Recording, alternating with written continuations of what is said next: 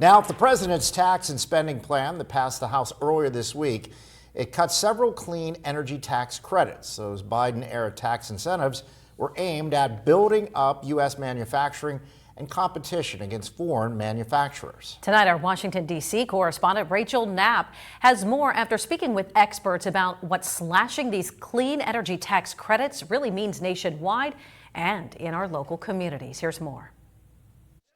In the House tax and spending plan, it throws cold water on a lot of clean energy tax credits. Certainly will raise a lot of revenue.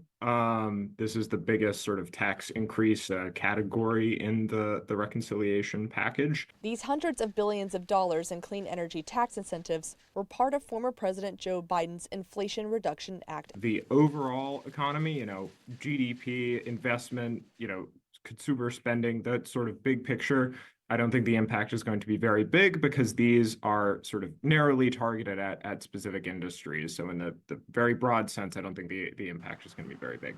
For specific industries, I think will be significant.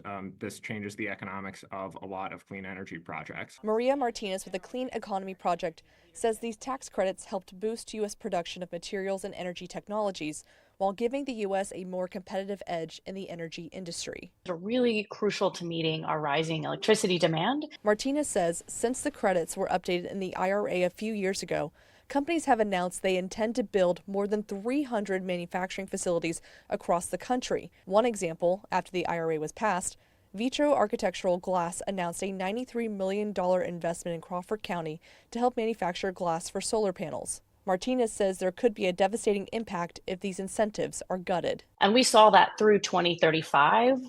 Not building these projects would translate to something in the order of $1 trillion in lost economic output, about 4 million jobs, something like 130 billion in tax revenue. And that's really important because tax revenue helps improve schools, transit, and other local services. So we're not just losing the direct jobs, we'd be losing a lot of spillover positive economic benefits and income that would come to these communities locally. In Washington, Rachel Knapp, Erie News Now.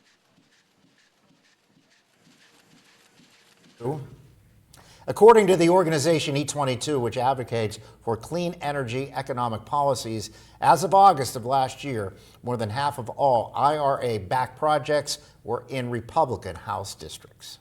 Still to come this evening on Erie Digital News Now at